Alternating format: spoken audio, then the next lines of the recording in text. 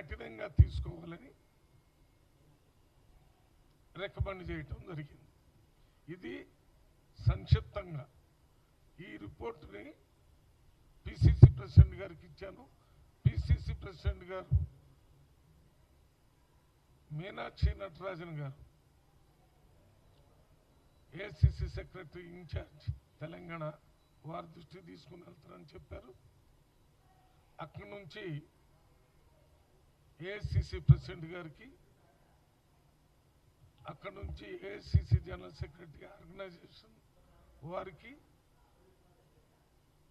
వారి రిమార్క్స్తో పాటు నా రిపోర్ట్ను కూడా పంపిస్తానని చెప్పారు. నా తరఫున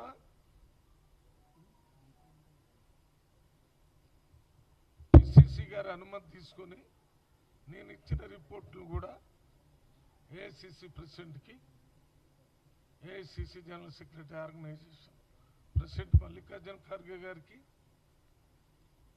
general secretary KC Venugopal organisation వారికి పంపించడం జరుగుతుంది.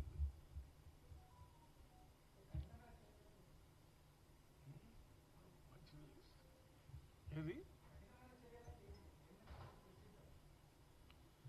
కఠినమైన చర్యలు ఏంటి అనేది మా కాంగ్రెస్ పార్టీ హైకమాండ్ నిర్ణయం తీసుకొని మీ అందరికీ చెప్తారు, నాకు కూడా రిపోర్ట్ నాకు కూడా పంపిస్తారు.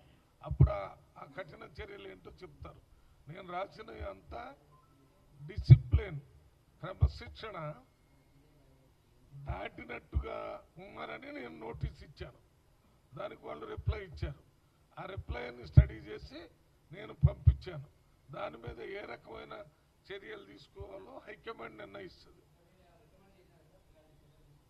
నేను రికమెండ్ చేసిందే మీకు చెప్పాను, మీరు రికమెండ్ చేసింది నేను చెప్పను.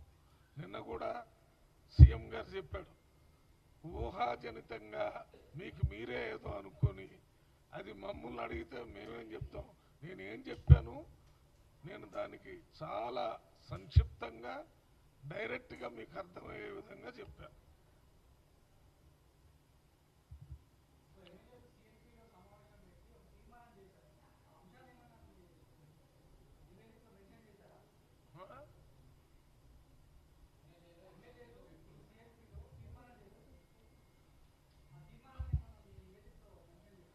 నేను ఇందాక మాట్లాడేటప్పుడు ఒక మాట చెప్పాను. ఇప్పుడు ఇచ్చిన నోటీస్ సమాధానంతో పాటు దానికి సంబంధించిన ఇతర అన్నిటి మీద ఒక సమగ్రమైన రిపోర్ట్ని పంపించి, ఇది క్రమశిక్షణ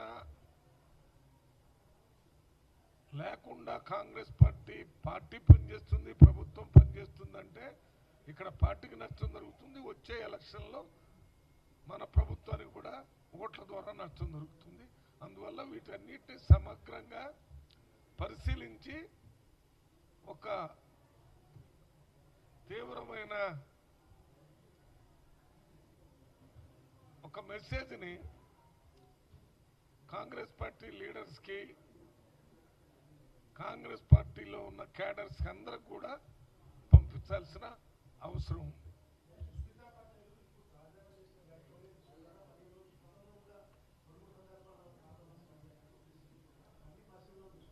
ఎవరు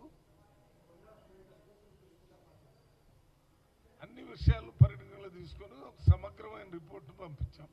రిపోర్ట్ అంటే నాకు షోకాజ్ నోటీస్కి రిప్లై ఇచ్చిందని నేను పంపించడం రిపోర్ట్ కాదు కదా.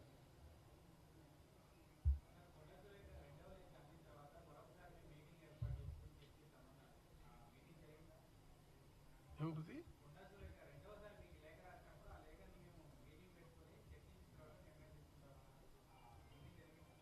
అన్ని మాట్లాడారు. మీటింగ్ ఎంతవరకు అవసరమో అంతవరకు మాట్లాడి దాన్ని కూడా రిపోర్ట్లో పంపించాను. ఆ విషయాన్ని కూడా వారు లెటర్ ఇచ్చారు కాబట్టి దాన్ని సీరియస్గా తీసుకోవాల్సిన అవసరం ఉందని తీసుకున్నాను.